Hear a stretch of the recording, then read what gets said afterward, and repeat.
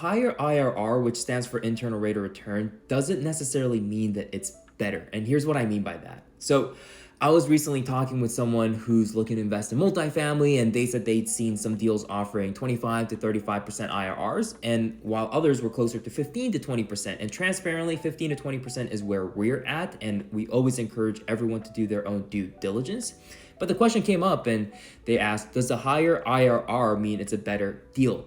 And the answer is not necessarily. IRR, or the internal rate of return, is just a way to measure how quickly your money grows over time, but how that number is created matters quite a lot. And so, as an example, a ground up construction deal might show 25 to 30% IRRs, but you don't usually see any of those distributions for 3 or 5 or 7 years. It's all backloaded at the end. So when it sells, that's when you get your multiple. But on the other hand, a stabilized or like a light value add deal might show a 15 to 18% IRR, but you start receiving, quarterly distributions and cash flows way sooner. So it has a lower IRR on paper, but it can be more consistent. And so some people say higher IRRs means more risk and lower IRR means it's safer, but again, it's not that simple. Just lowering a deal's IRR in a spreadsheet doesn't automatically make it safer. If you have the same deal and just reduce the IRR, it doesn't change anything. So you have to look at the entire structure,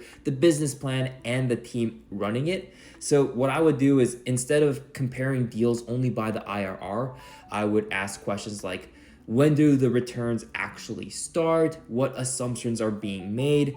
How is that return being created? And what's the value add and execution plan here?